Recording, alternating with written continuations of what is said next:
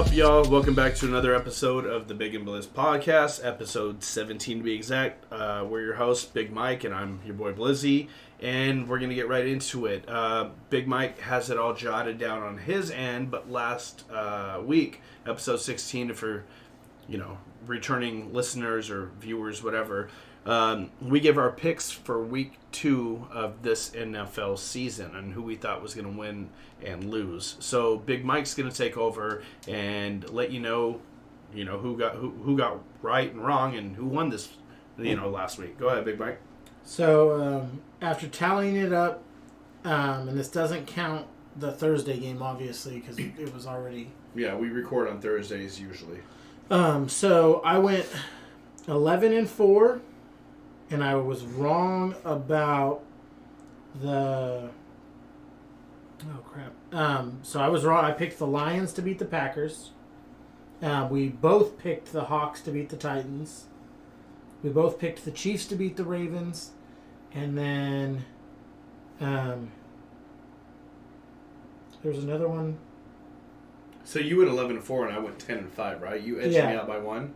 And you know what's fucked up is I think that one of them, one of the ones that we, bet against each other, I even said, well, I'll pick opposite of you because we have to have. Oh, Saints-Panthers. That was my other loss. Okay. Well, you know what I'm saying, though? I even mentioned last week during the picks, you pick whoever and I'll pick against you because it was a toss-up. That was the Patriots-Jets game, I believe. Okay. Yeah. You know what I'm saying, though? Because we have to have a tiebreaker or whatnot. And, yeah, fuck you. You won. Anyways. Yeah, so, and then, obviously, you had the Hawks game that you were wrong, the Patriots game, the Bills game, the Saints game. And one more, right? I have 5 wrong? I was 10-5? Yeah, it was one that we were both wrong on. I don't. Yeah, so 10-5. Yeah, either way, you edged me out by one, which, hey, so congratulations. We went through so we could pick next week's, and so Panthers-Texans played today, and both of us were in conjunction. We had already picked the Panthers. We went with the Panthers, obviously. Nobody... If you picked the Texans to win tonight with their third-string quarterback... Yeah, I mean, everybody knows Deshaun Watson's out because of, alleged... sexual assault on masseurs, massage therapists, whatever. And then Tyrod Taylor was the starter. He's hurt. Okay, and he got injured.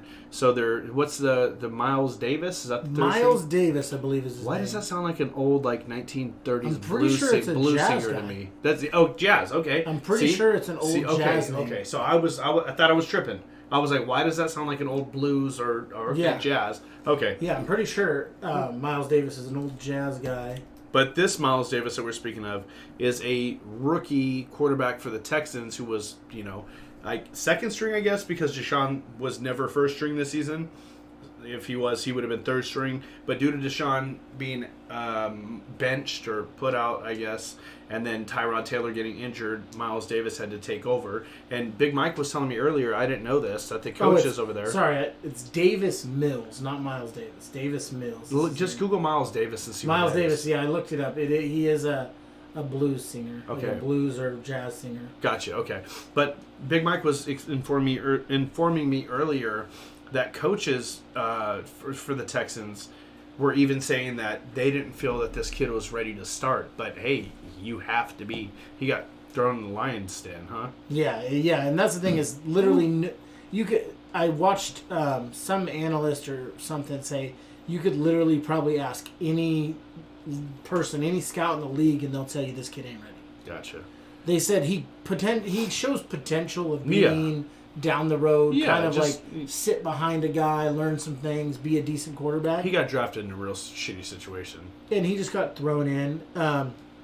So that this doesn't happen where we have to talk about Thursday's game after the fact or while it's going, we're just going to give our picks for next Thursday. Yeah, it brings us back to the pick of tonight that we were in conjunction that it was going to be Panthers over Texans, and the Panthers did end up winning 26-9, something. It was 20 something, some single digit number. Yeah. But sorry, go ahead, Big Mike. So for Chargers versus Chiefs, we both took Chiefs. Yeah. Even though they were upset by the Ravens, but Ravens, the Ravens are a better team than the Chargers. I agree.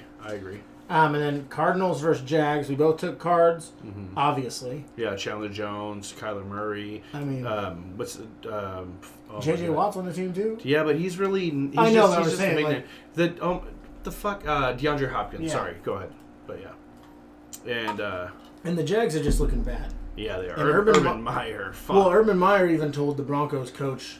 Yeah, it's like after the game, right? Go ahead. After the game, Vic Fangio had said for the Denver Broncos. Yeah, I had never met Urban Meyer before until the game, and before the game they shook hands, and then after the game, obviously they shook hands again to say their piece, whatever. And I guess Urban Meyer told Vic Fangio, like preparing for NFL games is like in college preparing for Alabama every week, because you have to prepare like you're playing the best of the best every week. And he's not wrong. I mean, that's why that's Alabama's the pinnacle of college football. And that's like we always say, like there's college players who come in and the game's just too fast and too hard for them, and they just flop.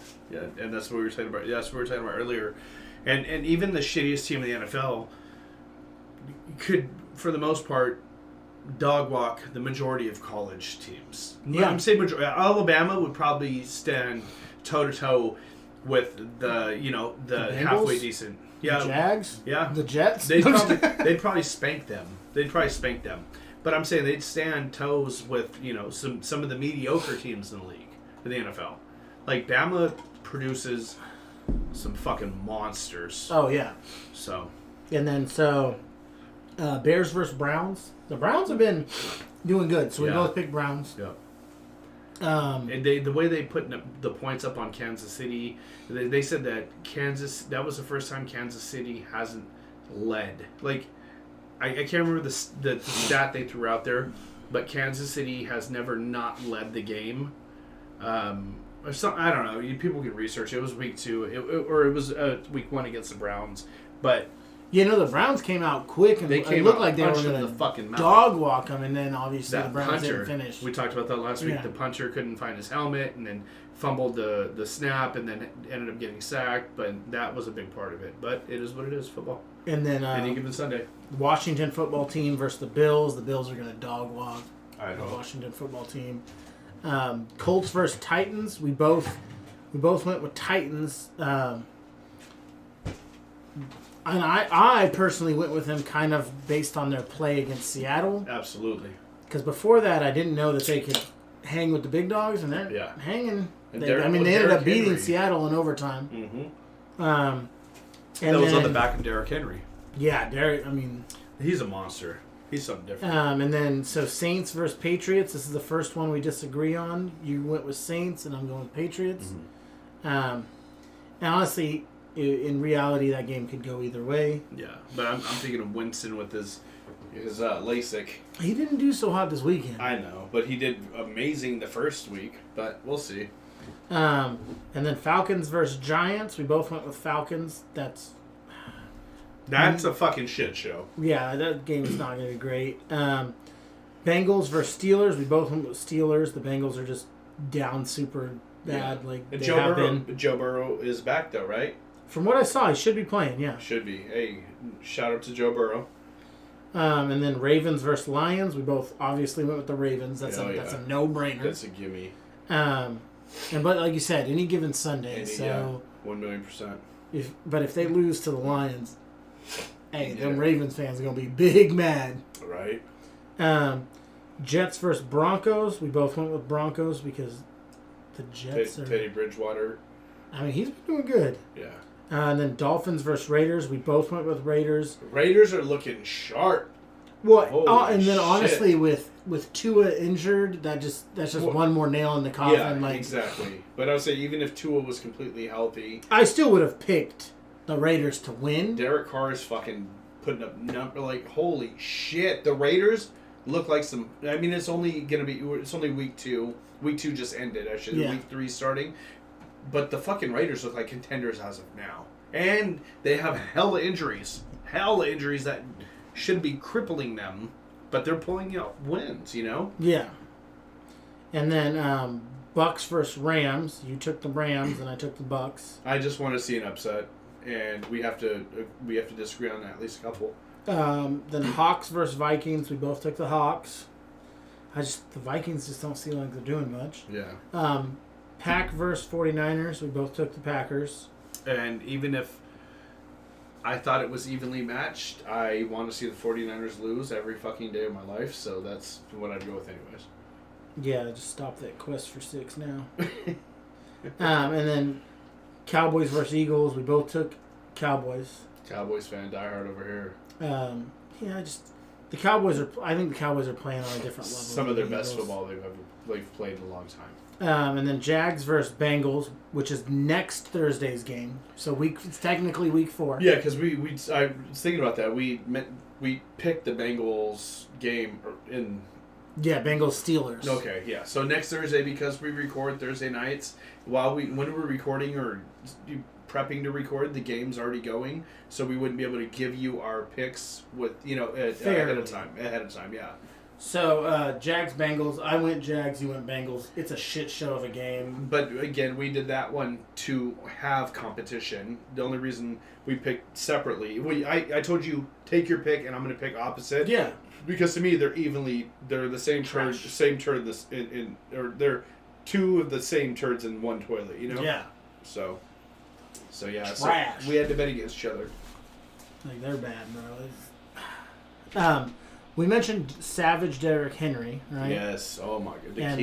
King Henry. Yeah. So this is an awesome story, guys. So Derrick Henry, obviously everybody knows how much of a stud he is. He held the record in Florida for most rushing touchdowns in a high school game. In one game, mind you. 502 yards. You said touchdowns, but yeah, yards. You said the most touchdowns at first. Oh, most rushing yards in 502. That's fucking ridiculous. Which was set in 2012. And it was just broke last Friday.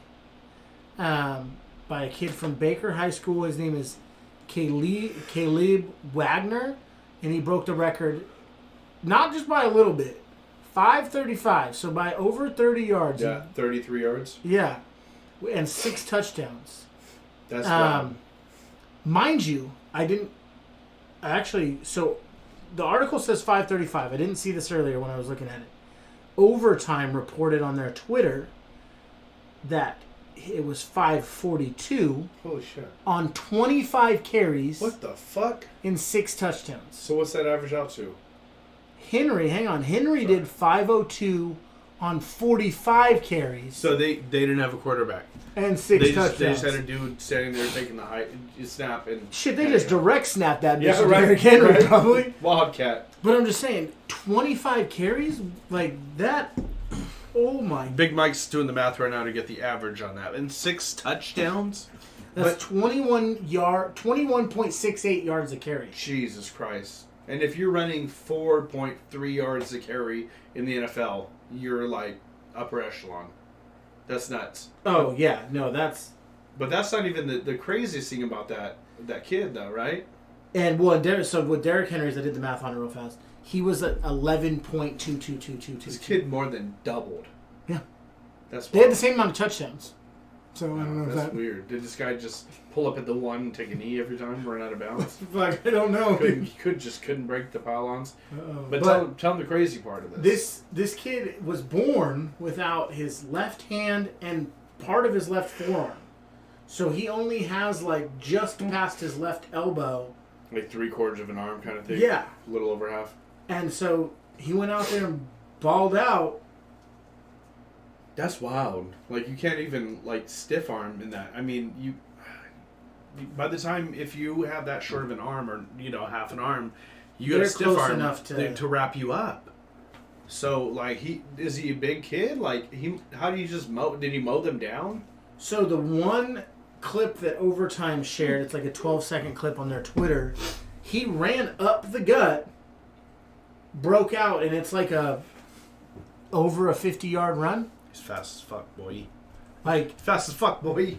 Well, and that's the thing is, and like if you're thinking about it, like there's a lot of disadvantages. Like he can't put his arm down the dirt if if he's getting knocked down. I mean, you can, but by that time you'd probably be down. Yeah. I mean, I'm speculating. I'm not making fun of this kid or anything. No, this kid balling out. Yeah, no. One minute I'd look to salute to. Caleb Wagner. It's Kayleb. Either way, shout out to this Wagner kid. Like, hey, yeah, salute, bro. Well, and it's one of those things. Like, I'm a curious person. Like, so you can't really cover the ball. Yeah.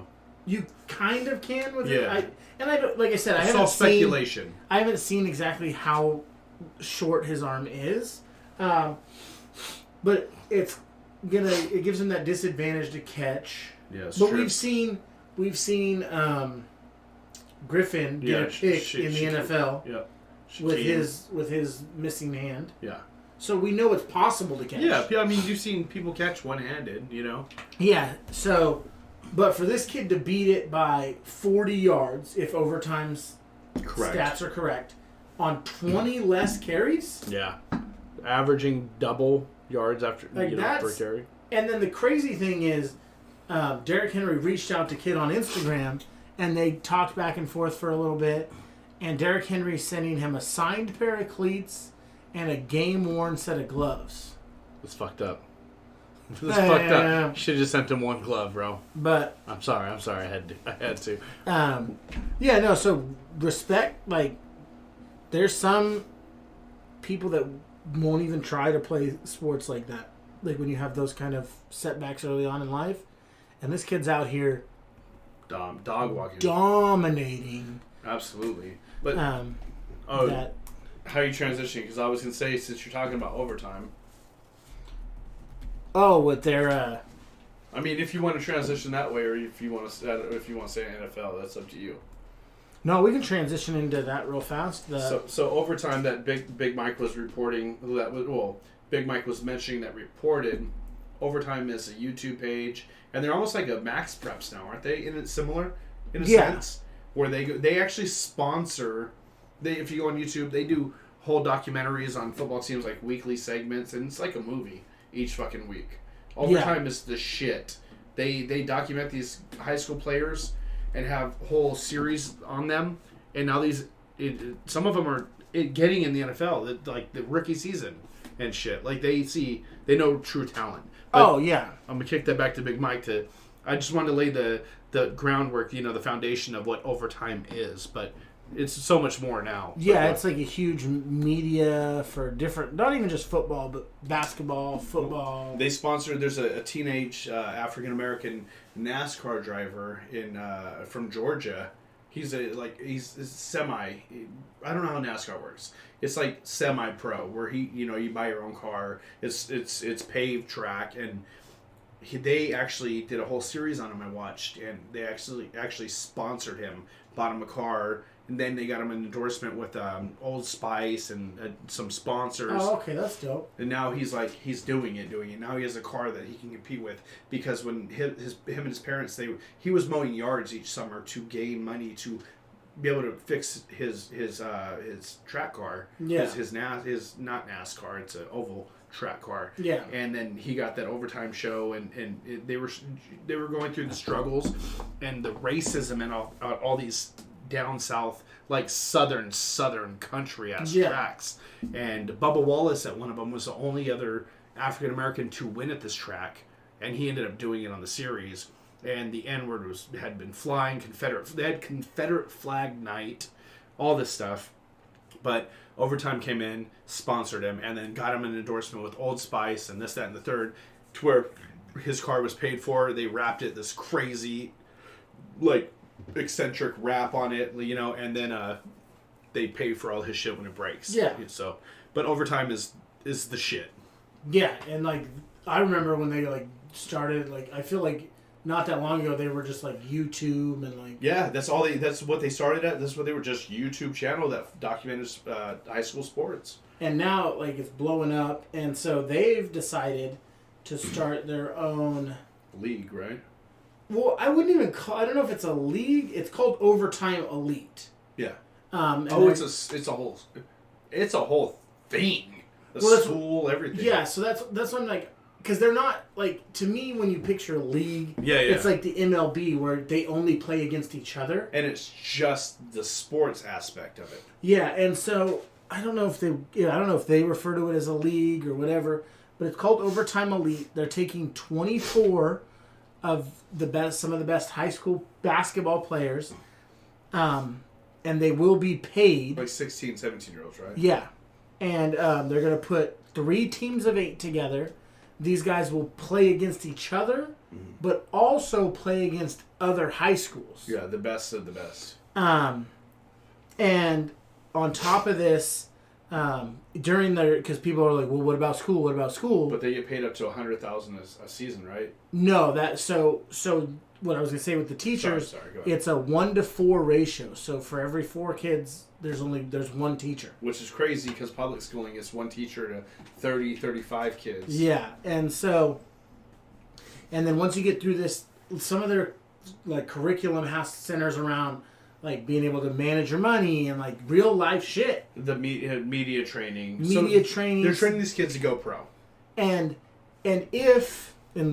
this is the 100,000 thing you were talking about. If they decide to go to college, overtime will put $100,000 towards their college. Their tuition. But how much do they get paid? Because it said paid 6 figures. See, that's what I'm saying. So like $100,000. Yeah. So I don't know if the article I read is counting the 100,000 towards college as their 6 figures. I wouldn't think that, or because if they decide to go to college, they'd put 100,000. Yeah, because they said they're getting paid either way. So I would figure that they're getting paid. Well, didn't it say up to 6 figures? Yeah. So it's wishy-washy. It's kind of hard. I don't know exactly how much, but these guys are out there like trying to sign these bigger name these bigger name kids so they can play, and then groom them essentially. And so they do. They do refer to it as a basketball league. And they're building this huge compound. Like, I don't know, compounds are the word. This huge like gymnasium school. Like, well, didn't say the investors already are Drake, Kevin Durant. Yep. Was it Westbrook? Trey Young. Trey Young. There were some big fucking names with a big bag money. Damian Lillard might have been one of them. I think so. They've got some backers that are putting down probably a couple million each. Their return's going to be pretty big too, obviously. Yeah. So, and as I'm reading part of a different article, they're having NBA experts in nutrition, fitness, and sports science that have been around the league for 30 years and have served as directors of sports performances for different NBA teams. That's so, dude, shout out to Overtime. And if you look them up on YouTube, their channel's Overtime Season. It's Overtime SZN. And they put out some fucking amazing content. Well, this is crazy. I didn't know this. So the CEO and co-founder of Overtime was former president at Teach for America. And he said the most powerful force in education, which everyone strives for, is personalized education because we all learn differently. Yeah, 1,000,000%. I'm a hands-on learner. So this, because you see what's happening with Bishop Sycamore, where they're, where like the education was kind of not a big focus for them. It was all To see that, one, not only is education a big deal to the CEO and co-founder of Overtime, but he literally worked for was president of a company that focused on teaching and education. That was the co-founder, right? He's the co-founder of Overtime. He was the president of Teach for America. So, but what I'm saying, who's the other? So Overtime, he's a co-founder of Overtime when it started then. Yeah. Oh, okay. Because I was saying, so who's the other co-founder? Is he's more sports-sided, if this one's education-sided? I don't know. Because Overtime, the YouTube channel really focused on high school football. They had the Prime, about Deion Sanders coaching in Texas, the high school and all that. He said, I'll look to leverage my network, and we're already in conversations with dynamic school principals that are very hands-on, and also individual tutors Hopefully it's not hands-on like the Catholic Church. who have the strongest academic backgrounds we can find, but also appreciate and are interested in everything our athletes are going through. Each athlete is guaranteed a minimum salary of $100,000. There you go. Plus bonuses. Damn. And equity in overtime the company. Shut the fuck up. They'll receive, during their time, will receive full health care. Damn. And disability insurance. And they're also on top, so they're getting paid, and then on top of... And getting their health care paid. Overtime is guaranteeing a payment of up to $100,000 in their college tuition, should they decide to not go pro and go to college. Damn. And they're getting stock in their company. Mm-hmm. So I wonder how like Drake and KD and Trae Young and whoever is going to make their money back. Like they're putting all this money out. This compound has to be built. So are they delegating sponsors? Oh, so here's their sponsors. Investors include, so in 2016, Overtime has, founded in 2016, Overtime has raised more than $60 million in funding since then. Jesus H. Dicks. Boasting more than 40 million followers across 7 different platforms. Yeah. The investors include Anderson Horowitz, don't know, Sapphire Sport, Spark Capital, Graycroft Ventures, Kevin Durant, Carmelo Anthony's Melo 7 Tech Funding, and the late Commissioner David Stern. Oh, shit.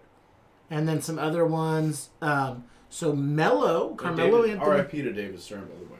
But yeah, Carmelo Anthony, Jay Williams, I don't know who Dan Porter. Oh, Dan Porter's the co-founder. Gotcha. Zach Weiner and Aaron Ryan are on the board of directors. So, I mean, they have NBA players on the board of directors. Yeah. So they know what they're doing. They're doing it big. This is not going to, and no disrespect to Big Baller brand, this isn't going to flop like that. No. Big Baller tried. He didn't have, the thing is, these guys. He didn't have the backing. That's the thing is, his idea. Amazing. The was JBL. Good. Yeah. The problem is these guys, over time, have built a huge foundation since 2016. Yeah. And now, and like we're saying, this year, for their first season, it's only going to be 24 players. Yeah. 3 teams of 8. It'll probably get bigger. And who says if it doesn't do well in a couple years, they say, hey, let's add a 4th team. Yeah. Or a 5th team. Yeah. You know what I mean? JBL just had this grand idea, and they went from 0 to 100. To 100, and it was like you should have just maybe put a couple teams together and did your thing, you know what I mean, type of thing. But it also what hurt the JBL is because they didn't focus on high school. Like this is high school. Yeah. JBL tried to focus on those kids that didn't want to go to college, like junior college kind of shit. And the G League kind of fucked them. Yeah. Because the G League's like, okay. Yeah, that was the first year G League started paying, like... So now you can take the G League route. Yeah. Instead of going to college, you can go play in the G League and then go into the draft. Yeah. And so the JBL was a good idea, but the overhanging NBA said, hey... the NBA stole their shit and implemented it. And who knows? I mean, maybe the NBA has had this coming down the pipeline for years. Probably not, but yeah, could be. You know what I mean? Yeah, so for these guys,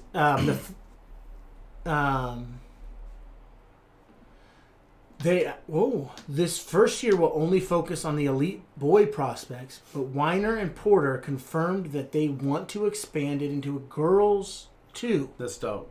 To fast track girls into the NBA. That's dope. Overtime wants to shape the broadcast, fans' engagement, the in-venue experiences. So they really trying to branch out and do big things. And I feel like if this starts to blow up, it's a slippery slope now that name, image, likeness, high schoolers can make money and The NCAA is getting fucked over. Like, not fucked over. They're getting pushed out as they should have never been involved little by little each year now, starting last year. Well, and I just recently saw, as we were scrolling through, and I should have popped it up, the NCAA just changed its, like, head person to, I'm going to have to look it up. But they changed it, and so they're hoping this guy can, like, come in and fix shit. Yeah.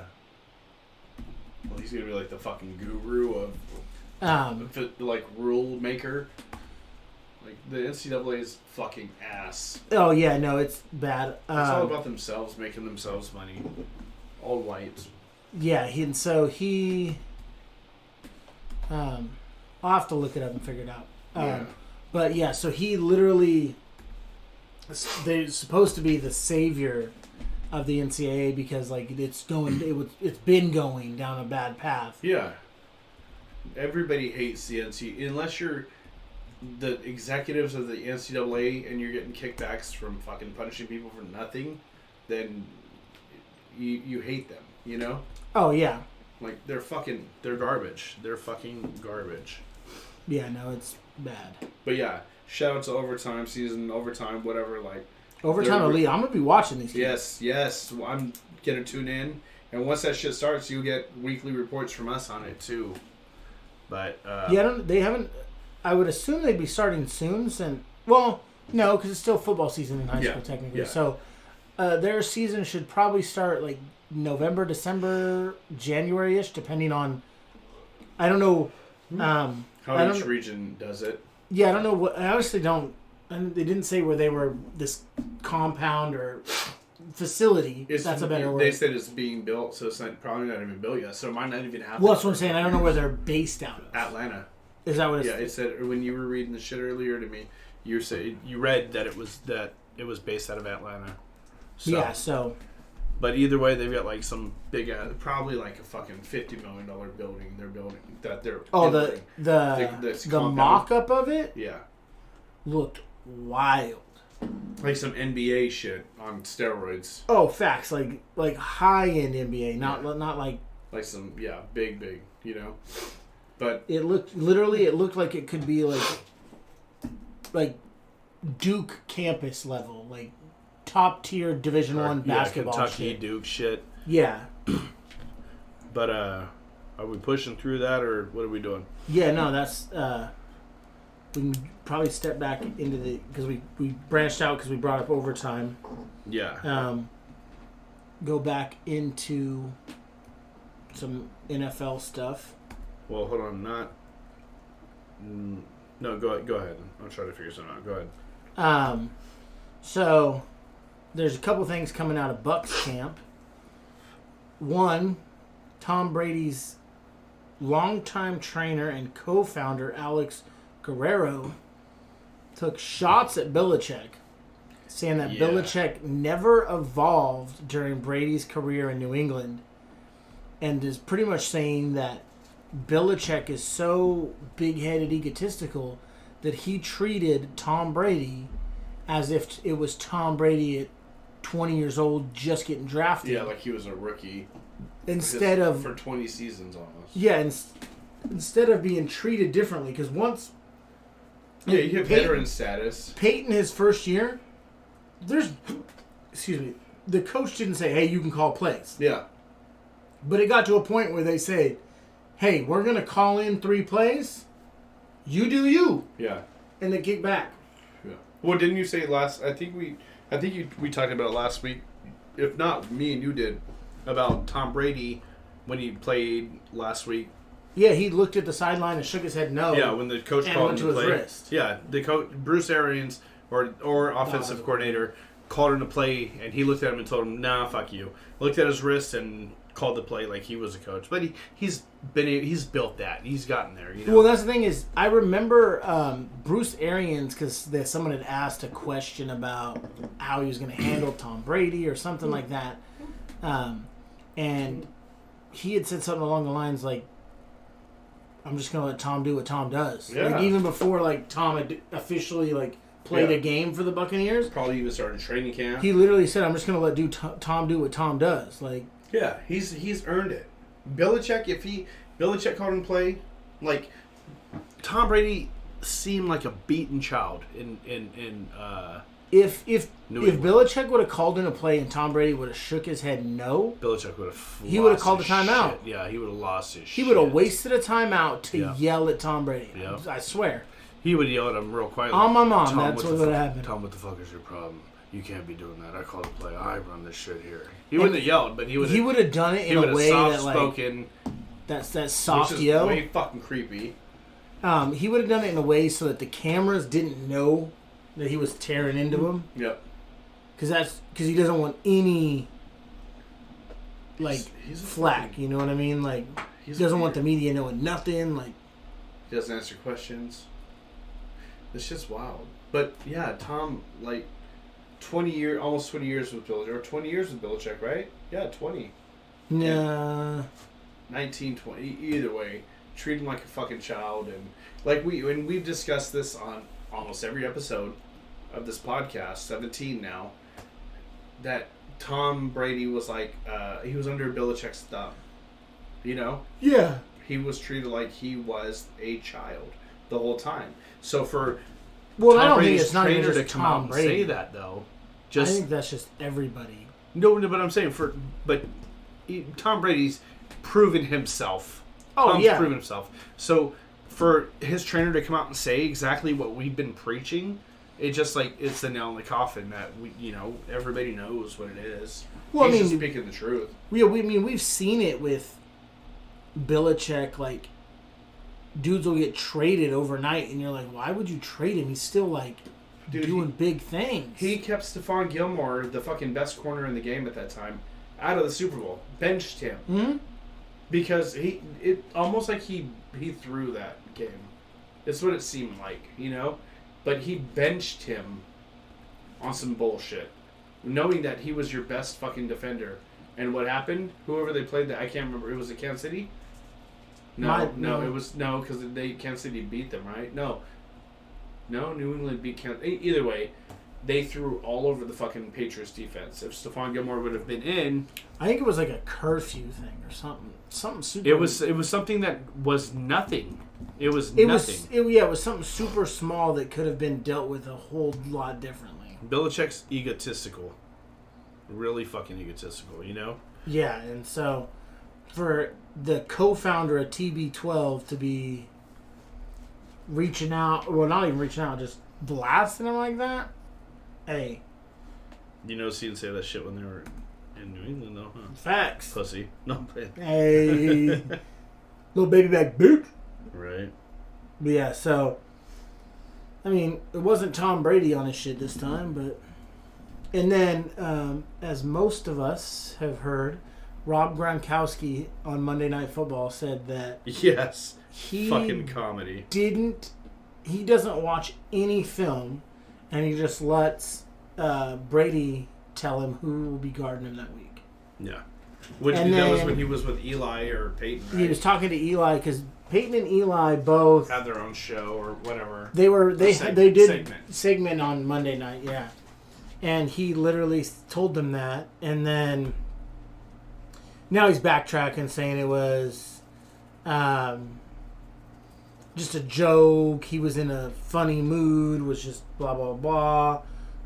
And he does watch a lot of film, so much that it pisses his girlfriend off, and she gets mad at him for watching as much film as he does. And I'm like, and then I go back to his the supposedly when they had to do Zoom trainings. Oh no, it's not supposedly. He came out and said it. Yeah, well, what I'm saying is like Can't say supposedly. For Zoom trainings they were supposed to like send videos of them working out. This is during the height of COVID when the team couldn't practice together. And so what he would do is like on Monday, he would work out and he would switch clothes throughout the workout, and then send these things different days so that he would only have to work out one day a week. This dude's work smarter, not harder. So, and like we said before we started recording, if let's say if It was Malcolm Butler that was benched by Belichick, Oh. mind you. I fucked that up, but sorry. if Rob Gronkowski doesn't watch film and he has the success that he's having in his career, yeah. what the fuck does it matter? Yeah, what's the problem? If dude was dropping passes and didn't know coverages and couldn't catch the ball and couldn't get open, On some Jamarcus Russell shit? that makes, like, here's the fucking, hey, we need you to watch these plays. Let us know how they are. But there ain't nothing on the DVD. Yeah. And they come back and talk about them? Like, do you watch Yeah. some shit? Yeah, exactly. They put a blank DVD in there and asked him, "Did you watch it?" Yep. Oh, yeah, the coverages. Yeah. And so, like, if you were on that shit, It'd be I see where understandable. people get mad. Yeah. But, like, legit, and we know Tom Brady watches tapes on tapes on tape. That motherfucker to be You as have good- to at this age. And mind you, he said he can play till he's 50. He thinks he can. Yeah. I think he can. And so the thing Avocado is, ice cream, huh? if we found out that Tom Brady in his whole pro career didn't watch a single minute of film, Mm-hmm. everybody'd be like, "Oh my God, he never watched." Who the fuck cares? Right? How many Super Bowls has he won? 7. Went to 10. 7. Obviously, He's better than LeBron James, and they call him the fucking king. Obviously, Tom Brady and all really great quarterbacks watch so much film that it's ridiculous. You have to dissect shit. But how can you get whether Gronk was being funny or truthful or whatever? I think he was truthful, bro. Honestly, I think he was being pretty truthful. He's honest and then, to a fault. And then he got so much shit The that he was just backlash, like... And he went Trump mode, did he not? I watched film. I watched all the film. I watched so much film that it's crazy. It's over the top amount of film. Dude, like, his explanation, like, my girlfriend gets mad at me because she talked about I'm gone all day. Throws things at me. Throws things at me. I'm like, whoa, bro, like, you need some help? Yeah, Dial 911, like... Yeah, you're over fucking selling it, dude. And so, like I said, I doubt that he's never watched film. Oh, yeah, but he probably doesn't at this age. He doesn't need to. Well, at this point... This point in his career. I think that he doesn't go, and this is my opinion on what he said, he doesn't go out of his way to watch extra film. Because you can't tell me that when he's been in position meetings that they don't make him watch film. Not only that, but if your quarterback is Tom Brady and he calls in the play and you have a route to run and you know that if you get open, it's you see you're open, you turn your head over your shoulder and the ball's there. Like, what do you have to watch? Especially because Tom Brady and Gronk have that connection. They have like a telepathic connection. And not only that, but Gronk's been in the league for so long that most of these people that are covering him, or he's a tight end, you don't get the same coverage every play. It's not like your number one wide receiver, your number one corner is going to follow, you know? So he knows the jits. He knows he can read a defense, see if it's a 3-4 nickel, whatever it may be. There's no way he got this far and this successful without being able to. Yeah, you know exactly. What I mean? Like, and if he's watched zero film, then he's good-minded. He's Rain Man. Yeah, you know what I'm saying? But if he's watched film and he doesn't need to, it is what it is. But for people to get mad and drag him for it, like, shut the fuck up. I didn't hear anybody dragging Shohei for not hitting BP. Right? Practice? Who needs practice? But I'm going to be running around yelling practice even more now after all this bullshit. But speaking on football and Gronk, because everybody knows Gronk likes to party, shout out to Portland State University's coach, their football coach. What's his name? I have it pulled up. Let me see. I got to give this guy a fucking salute, though. This guy's a beast. Bruce Barnum picks up a $14,448 beer tab for fans at Vikings game against Western Oregon. So this dude's a fucking legend. So my question is, because like when you go to a game, you don't run up a tab. Like I can't tell the beer vendor, "Hey, bro, start my tab." Unless you're the coach. Did he? Well, no. So what I'm saying, did he before the game go to the beer people or whatever and say, "Look, don't tell nobody, but all the beer this game is on me." But would it be all the beer with all? I mean, $14,488 doesn't seem like for the level of football that they're playing. For a whole stadium, though? Well, that's what I'm saying. Like, how can they... Yeah, you're right. I don't know. Well, and that's the thing is, that school, what is it, you say Portland State? Yeah, I'm looking up to see where they're they like fit. Division 3, 4, like they're down, NAIA, like they're not... I'm trying to see right now. I'm still, that's what I'm saying. So, like, you can't run up, you know what I mean? Like, unless there's like he paid for all the home fans or something, or... Yeah, probably. But either way, like... Oh, no, it's a fucking gangster-ass move. G is shit. They're in the 7th in the Big Sky Conference. Big Sky? That might be Division... No, there's no way that's Division 1. I don't know. No, I wouldn't think so either. I'm looking at it right now. I'm trying to figure it out. Let me see. I'm on their Wikipedia. They're in the FCS. Division 1. Yeah, no. Subdivision. Yeah. Oh, they compete in NCAA Division 1 football championship subdivision, FCS. And so FBS is like Division 1, Bama, those guys, like the big names. Gotcha. FCS is like Division 2 or low it's Division lower. 1? FCS is like a subdivision. It's weird. Yeah, it says Division 1 FCS. Yeah, these are the teams that they like. So they're technically Division 1, but it's a subdivision where they're like, it's like trash Division 1. Yeah, they got Eastern Washington University, like Sac State, because Sac State's considered Division 1. So University is UC of Davis.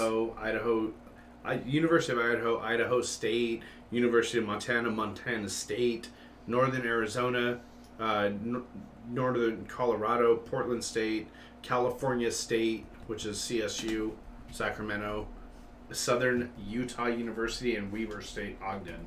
And that's where Damian Lillard went for basketball. But that's crazy. But either way, the point of the story is this motherfucker picked up the tab for beer at the game. Spent almost $14,500. That's wild. There's more to the story. So he offered to buy the beers for fans who came out to see his Vikings take on Western Oregon at the Hillsborough Stadium. So that's obviously an interstate So it was an away game. Yeah. So he paid for all of the beers of the people that traveled to the away game, and they spent $14,500. Bro, but tell me right now, if Shasta College said, "Hey, any people who rock Shasta College gear," there's only 3,124 fans there. Mind you, this is an away game. Yes. How many? Dude, me and you, who we were talking earlier, we could put back about that much. No, I'm kidding. Well, that's what I'm saying. If something went out and said, "Hey, Shasta College, if you go support us against Butte, I got the tab." Yeah. Like if the coach of Shasta College said that, I'm buying a fucking Shasta hat and traveling. You know what I mean? Like we got to cruise, right? And people are about to try to put down as much as they can. Yeah. You know what I mean? Yeah. Oh yeah. Dude, so it said... I'm going to be over there like, "Hey, bro, what's my tab at?" What's the coach's tab at? The receipt he tweeted showed the final breakdown at Barney's Beer Garden as 786 Deschutes fresh squeezed IPAs and 1,260 Coors Lights. The fuck? That must be the only two beers they sell there, I guess. Probably. I'm guessing. For that small of a stadium and school, you know what I mean? Like, yeah, more than 2,000 beers later. Yeah. That's crazy. Hey, respect, homie. Shout out to Coach Barnum. But the thing is, that coaching level, he's not making... Like, he's making decent money, obviously. I mean, if you're talking about Sabins and people like in FCS or FBS or whatnot, they're making millions per season. This guy's probably making... at least 100,000. I'll look up his net worth, but if they have it. But yeah, that's just wild. I just wanted to touch on that.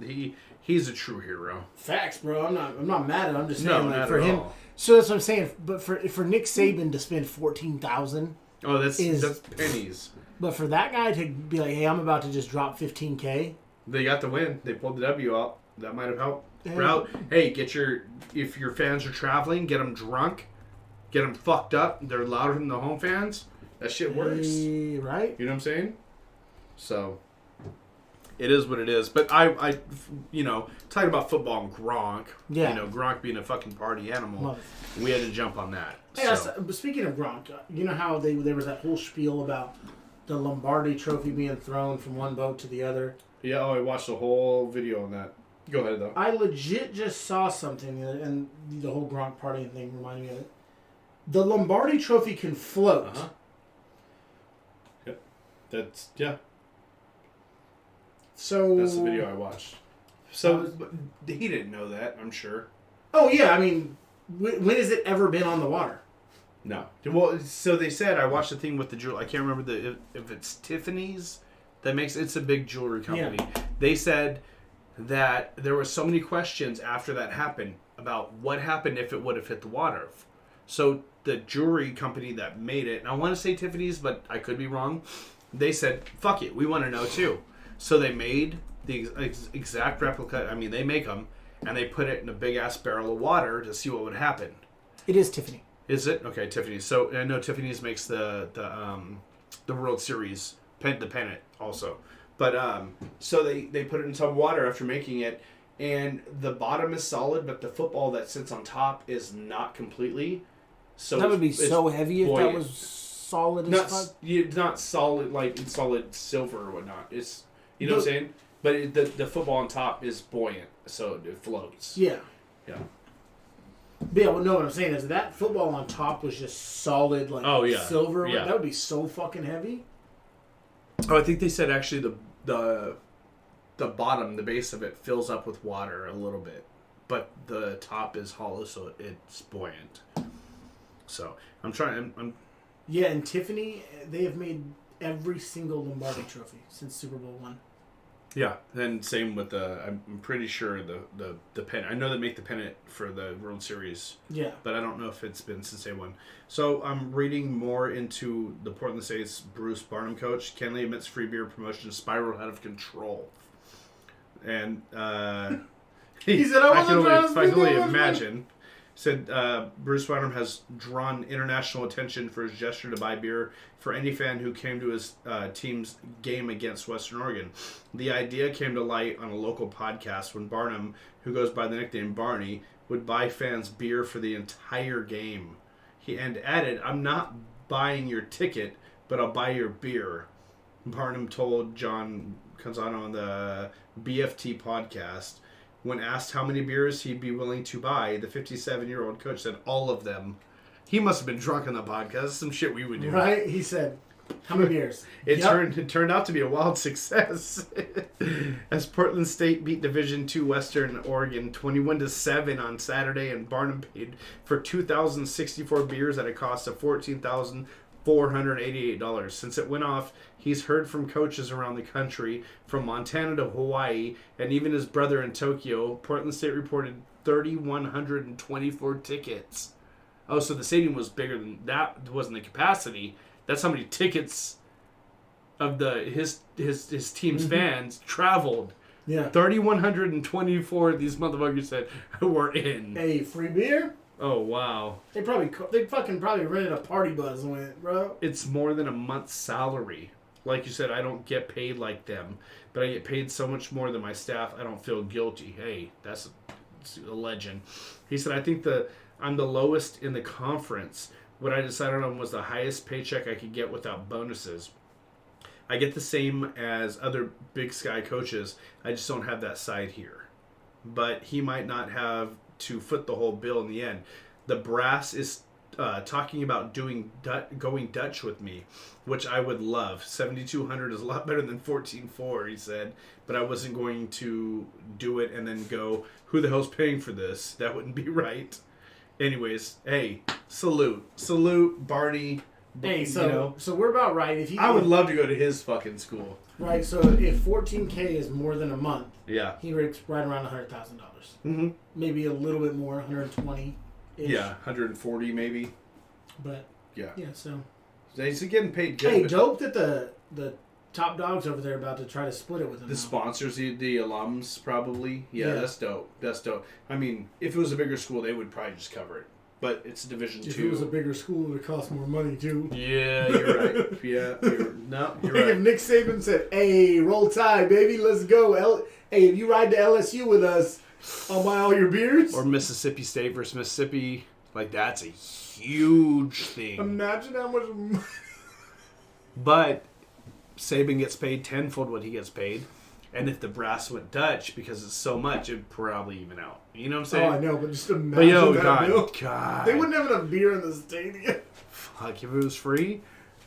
I mean, you and I both DJ'd at the local bar / club here, and there was a time where we got free drinks. No, yeah. And we drank, and we're not light.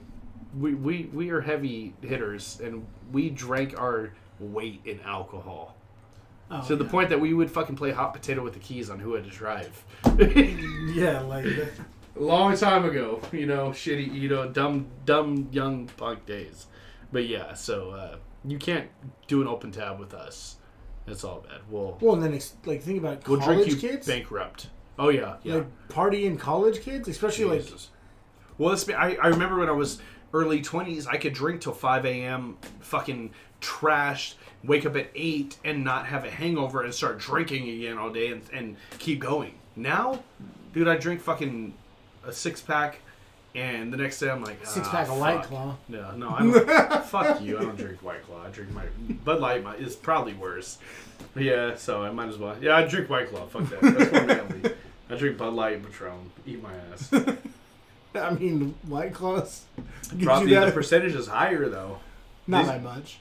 These are only like 4.2. White Claw's like 5. Oh yeah, so yeah, White Claw gets you fucked up faster. I mean, if you off percentage, wine's probably the fucking wine's percentage. Well, especially if it's E40, Mango Scotto and fucking that shit, like 15, 20%. That's liquor. That's liquor in wine form. That's crazy.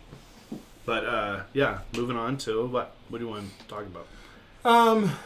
Just real quick touch on the NHL guy we talked about.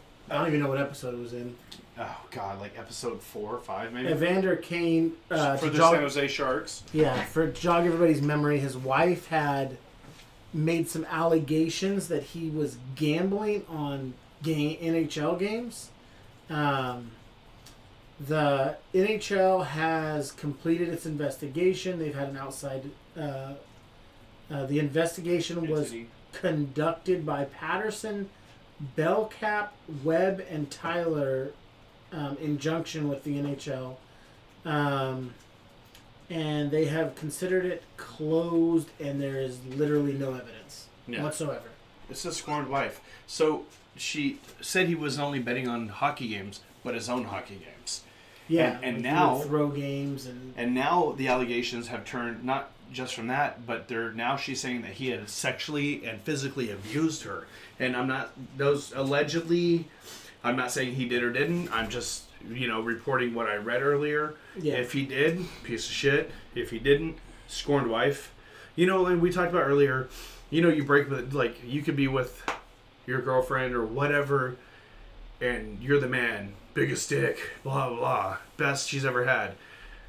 And as soon as you break up, you're a little dick having Minuteman. You know what I'm saying? Like you said earlier about the dad bod reference. That's probably more PG, but tell them that one. Oh yeah, where chicks. I saw a meme where they're like, chicks are into dad bods because that's like the thing that everybody talks about now. Until you get in an argument and you're a fat piece of shit, need to hit the gym, like all these kind of things. See, mine was like R-rated, X-rated. Yours was PG-13. And so yeah.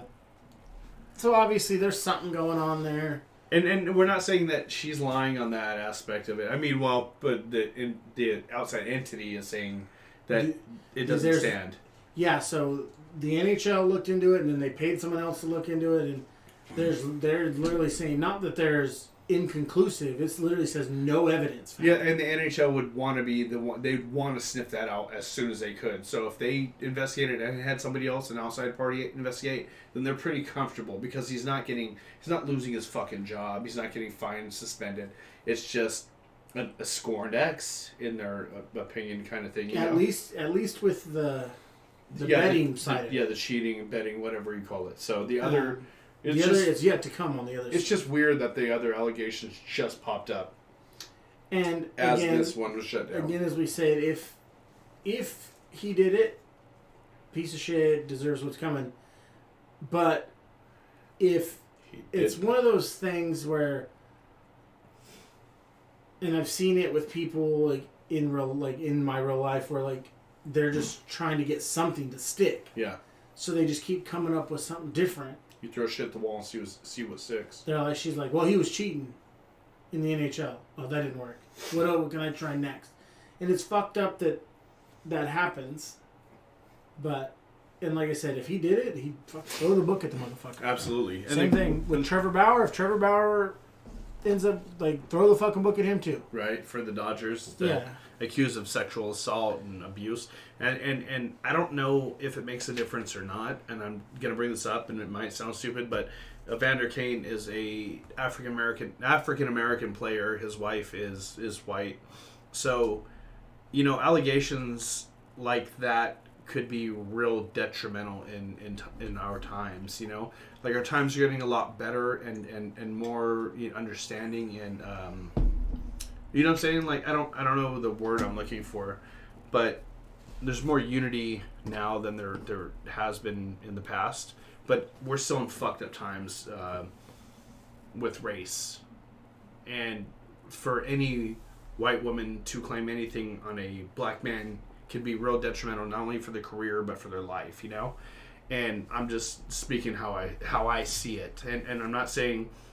my opinion is the opinion of Big Mike, and I'm not saying it is or isn't, and I don't expect him to speak on it, but it's just how I feel about it, So, shit's just fucked up all throughout the world, and it is what it is. So, but yeah, enough with that situation. You want to, shout out to JJ Redick, who just announced his retirement after 15 years in the league. Yeah, JJ, he's making the decision. Not that he didn't have teams that wanted him. He's just decided. His exact words is, "I want to be there to be a dad," and it's dope. Because he has two little boys. They're not babies. They're young, elementary school kids. But he's matured a lot, obviously. Yeah. And, I mean, he's been around for 15 years, and for a guy who didn't play defense a fucking day in his life... LaMelo Ball in high school. LaMelo Ball in high school. Homie. I can't believe he's been in the league for 15... When I seen this article come up, and I sent it to you on, Facebook Messenger, and you messaged me back, and you're like, dude, I was just about to send you the same thing. Yeah. And I was like, bro, I can't believe he lasted in the NBA for 15 years. You're like, I was just saying the same shit. There's two things. Like, one, I can't believe that it's already been 15 years. Yeah, it doesn't seem that long. And then two, I just didn't, and I still don't see how his play style lent him to be 15 years in the league. But, yeah, he was... And I mean, it's one of those things we get back to the whole... White Mamba shit. JJ Redick is way better than I ever was or ever will be. Both of us, yeah. But I'm sitting here critiquing it as like I saw it, he's a one-trick pony in my opinion. Yeah. But he's not the only guy that ever lasted like that. Mike Miller lasted like that. I mean, he has championships. Yeah. With LeBron, you know what I mean? Like as a one-trick shooter, that's all he was. He didn't play defense. Like Kyle Korver, kind of. Yeah, type of shit. And it is what it is, but respect. Yeah. You made the right... I mean, if that's really why you're retiring, is to be with your family and be a dad, I respect that too. Enjoy retirement. How Marshawn say, get your chicken. Get your chicken. He got it. He stacked his bread and retired. Hey, more power to him. He didn't get pushed out the league. He had teams that wanted him. He left on his own terms. And that's the thing is he's a consistent shooter, so any team is going to want a consistent shooter to come off the bench. You know who wasn't? Aaron Hernandez. Sorry, I had to throw that out there. But yeah, so anyways, respect to JJ Redick, and hopefully you have a good retirement and find peace and all that stuff that comes along with it. Don't be coming out of retirement though. Right? Nobody wants you anymore. Anyways, what do we jump into next? We can talk about some baseball stuff. Okay, we can do that. The White Sox clinched their division for the first time since 2008. Jeez. They're not going to win a World Series, but... No, I mean, the Giants are, but... GG on that. It is what it is. So, well, speaking of the Giants, as of right now, they're leading, but they're only ahead by one They're not game. just leading the division, leading the whole league. They have been. And the crazy thing about that... We've been running with... We've been leading... We, as in Big Mike and myself, are Giants fans. Yeah. We've been leading the league since around the halfway mark. Well, and that's the craziest thing is...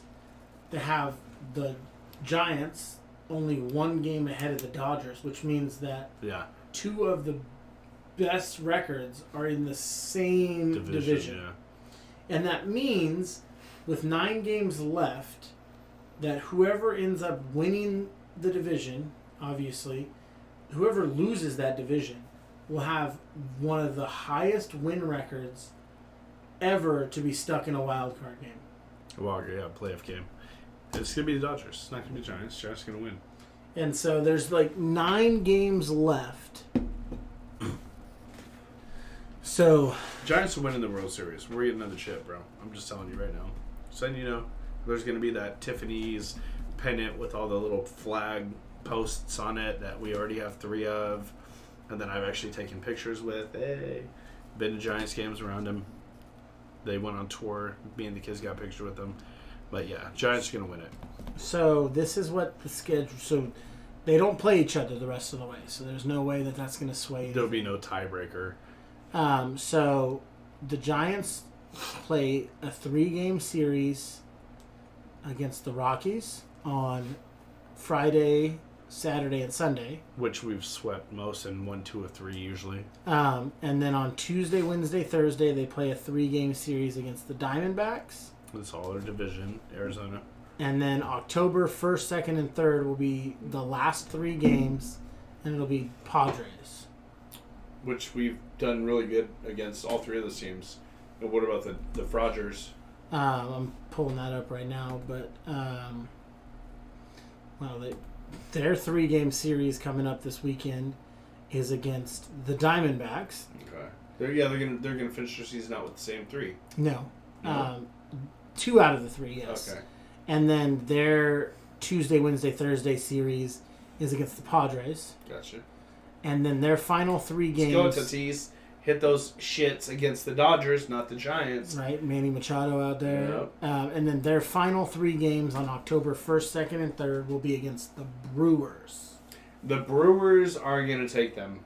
The Brewers, they took the lead of the series from us, and then we won it right back the next night.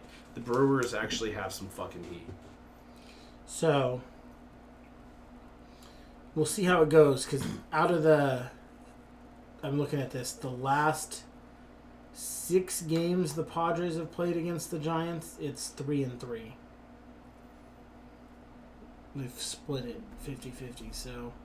Yeah. Well, we'll get it. I think it's going to come down to that last series. Oh, 1,000,000%. Teams. Yes, 1,000,000%. But I have faith. But carrying on from that, what about Toronto, the Blue Jays pitcher, banned for 3 games? Oh, yeah, man. So I brought the subject up earlier, but you had already seen the predecessor. What led up to that situation? So essentially, the Blue Jays pitcher, you had his name, I thought. No, I'm looking up or get it back right now. Go ahead. Blue Jays pitcher threw at the batter, and the reasoning 93 mile an hour fastball, right in the back. And the batter for to hit the back, he had to turn. Yeah, he did. And that's Charlie Montoyo is the pitcher for the Blue Jays. So Charlie had taken offense to what was his name? It's at the top in the headline right there. It's I can't even pronounce that name. Yeah, it's let me see. Ryan Borchik or something like that.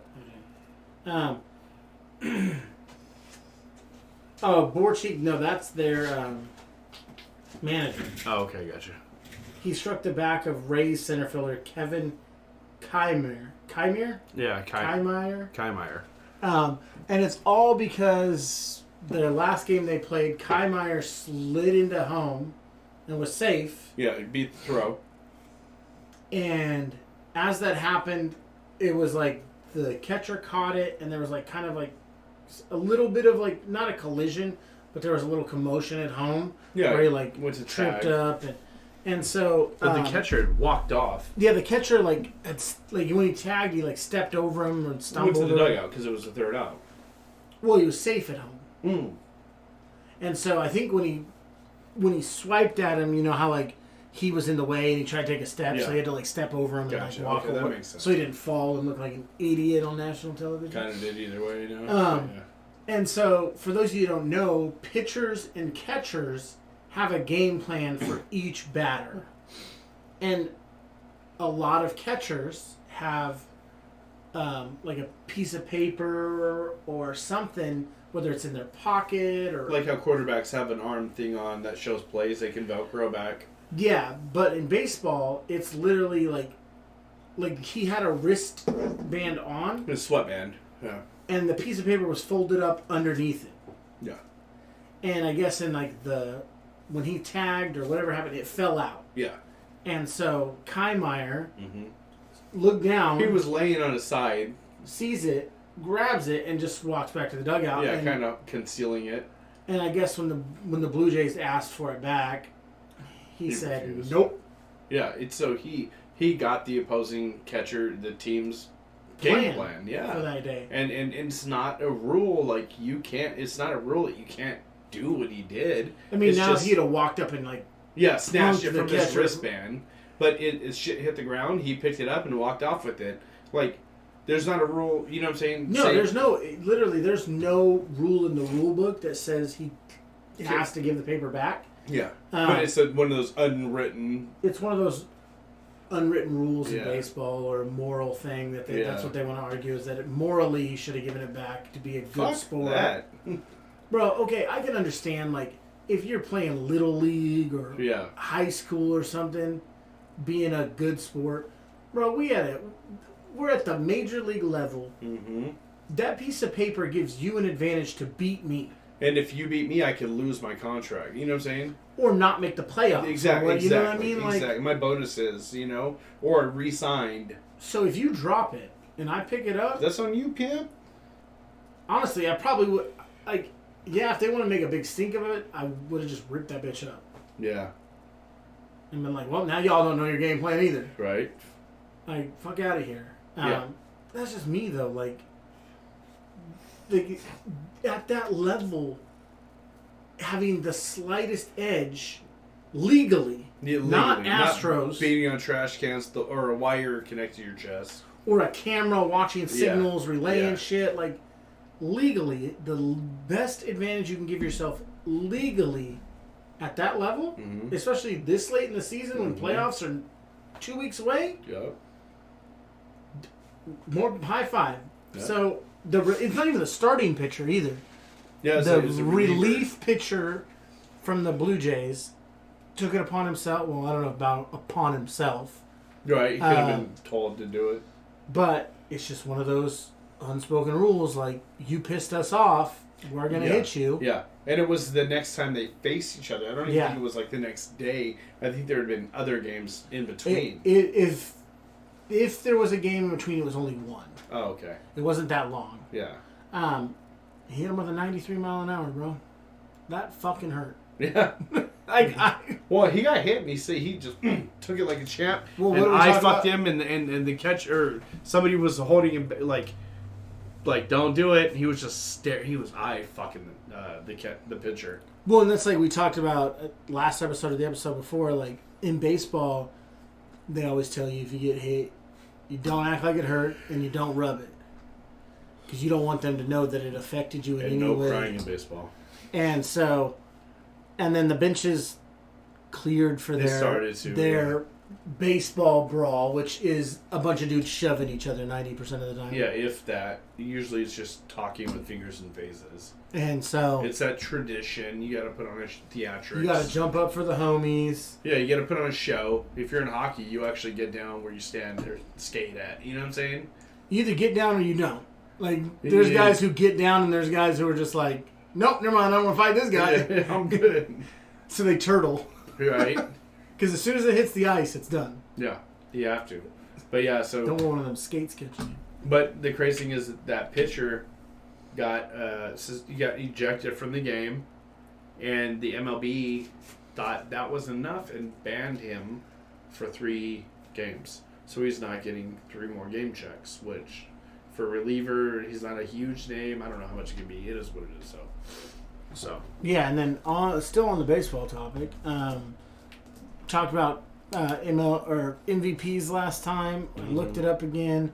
They did a preliminary. MLB.com did a preliminary vote, and we're thinking American League and National League. It should be Shohei Ohtani. How did I pronounce it? Ohtani. And then Fernando Tatis. Is it Fernando Tatis?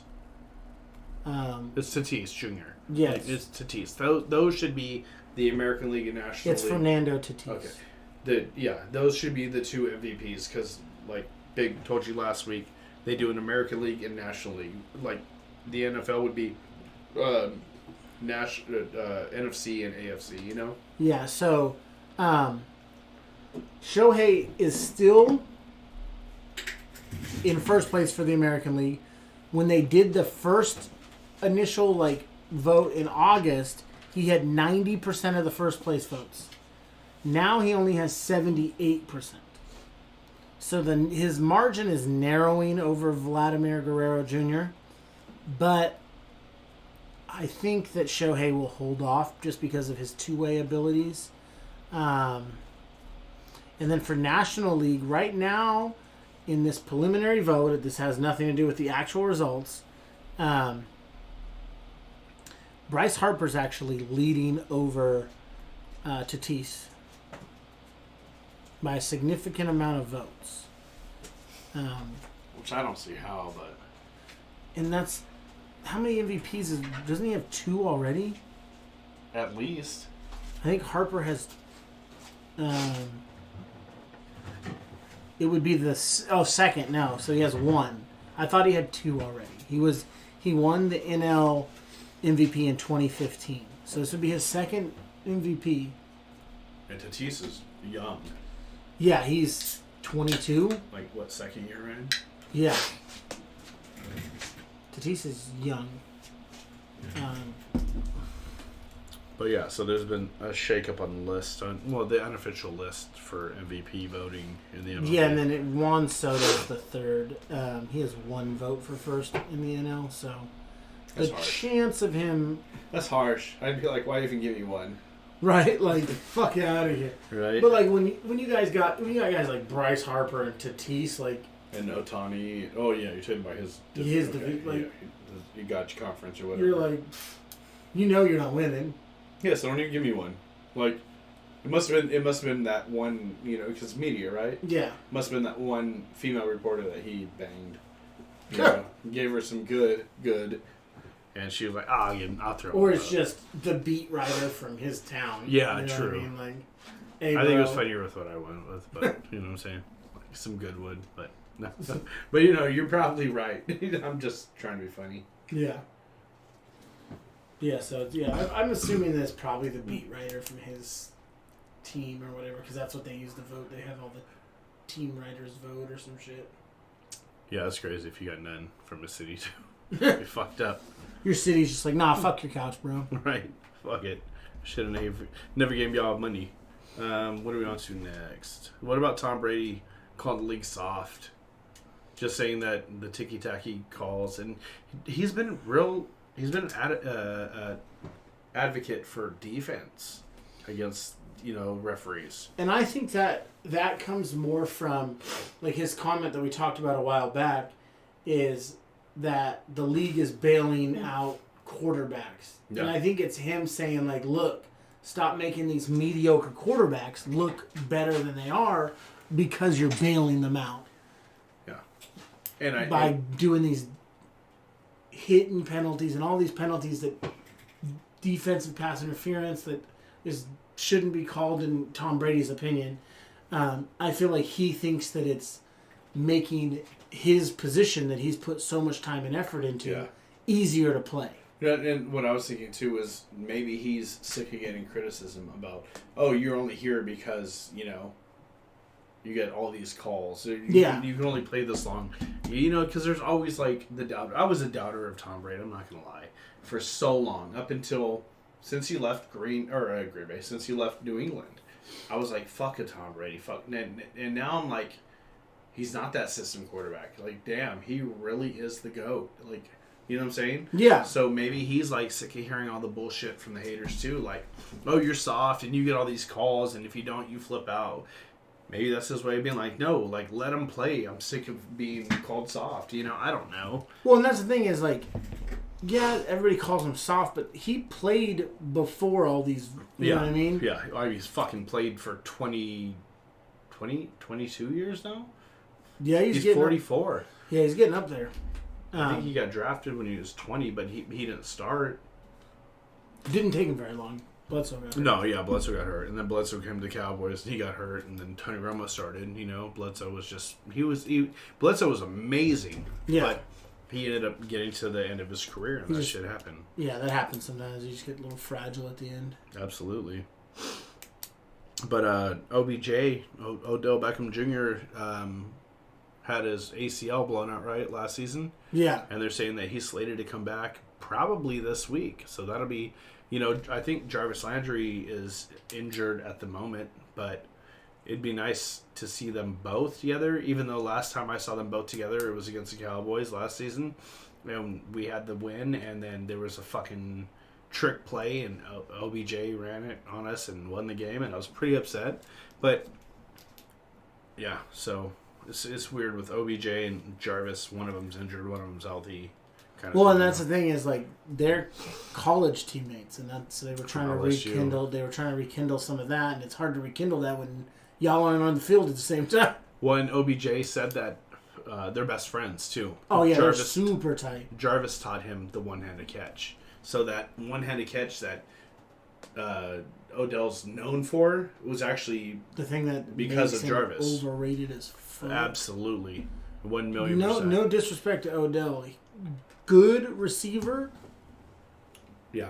But borderline great, but that catch, people started acting like he was going to be the next Jerry Rice and Randy Moss Tim and Brown all this and shit. Yeah. And I'm like, catch was cool. Antonio Brown's still way better.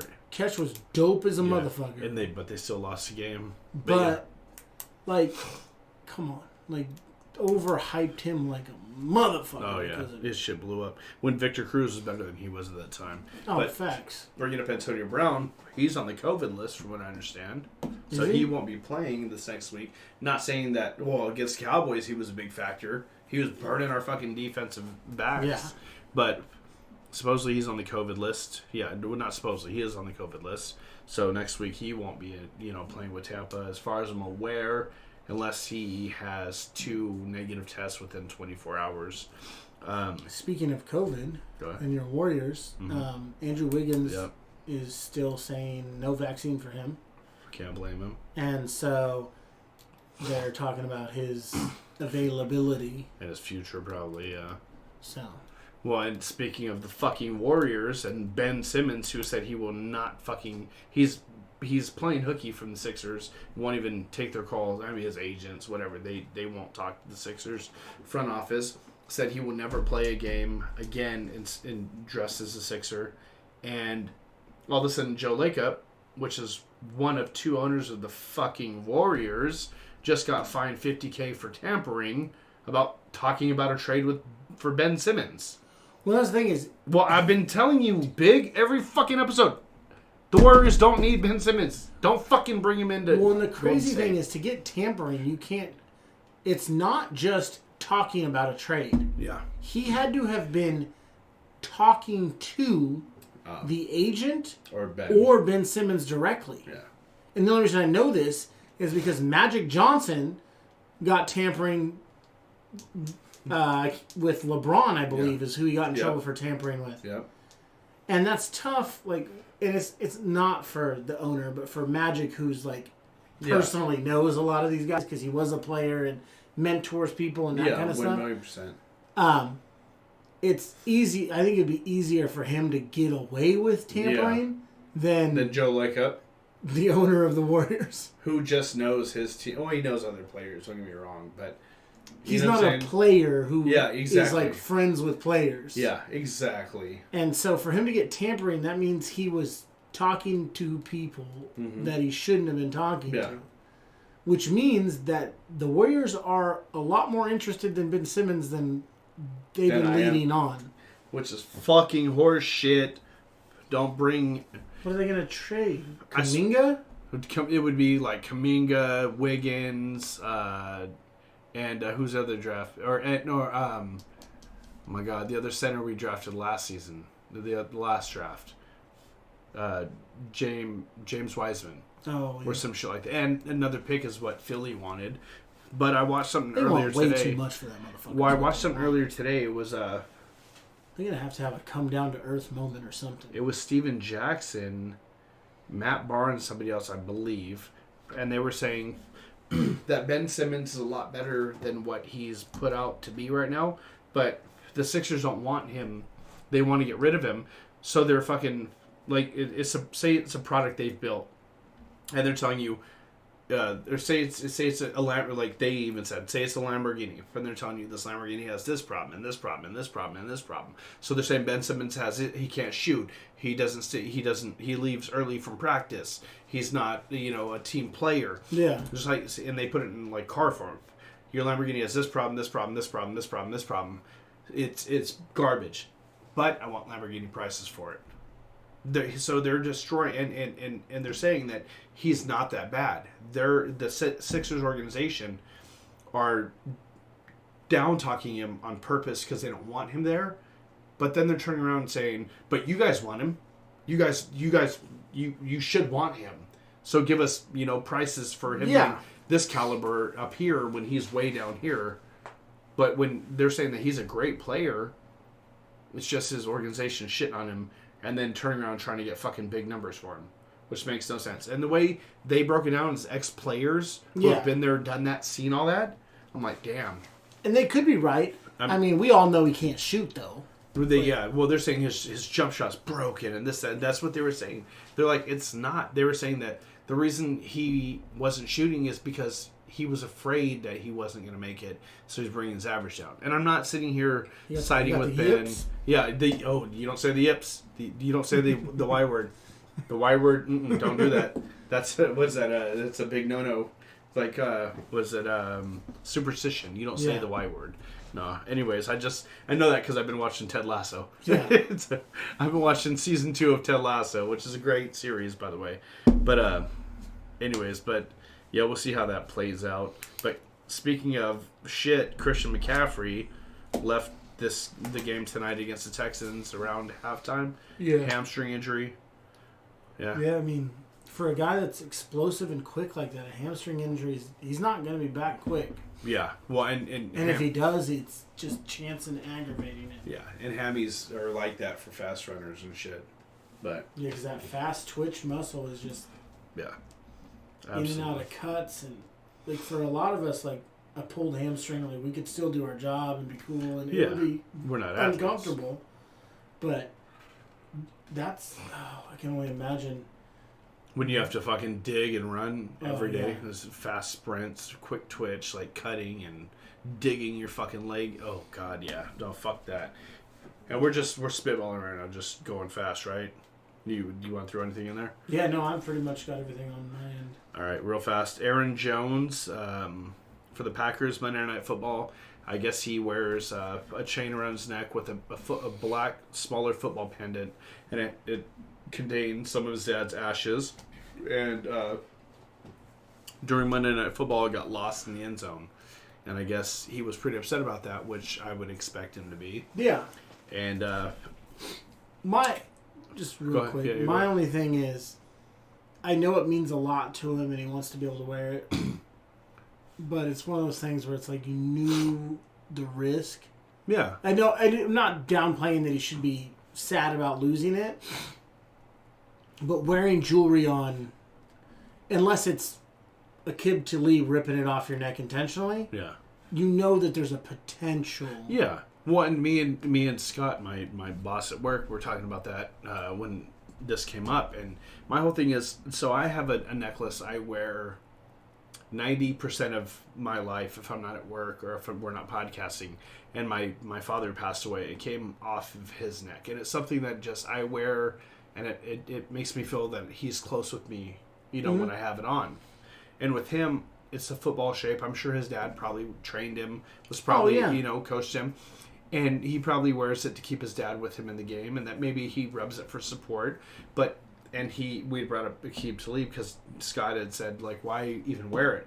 Well, I get it, but maybe that's something that he feels he needs to. Oh, I get why he wears it, but I'm just saying, like... But, like, no, Michael Crabtree, wearing that gold chain, I don't know if there's significance or not. It didn't seem like it. Didn't he say something like his grandma or something bought it for him? Or... That would make sense then. But I know that, like, Deion Sanders, or Michael Irvin, Deion Sanders, whatever, back in the day, they would wear if they had a cross on their chain, they'd wear it, but they'd put a piece of medical tape, and they would tape the pennant down to their chest. So that chain was never exposed. Yeah.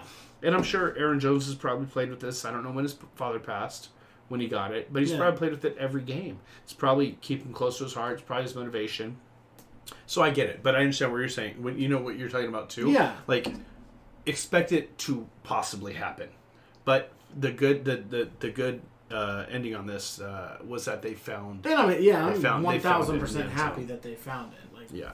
So, but shout out to Aaron Jones. I understand. We get it. And then real fast, New York Giants offensive lineman Nick Gates.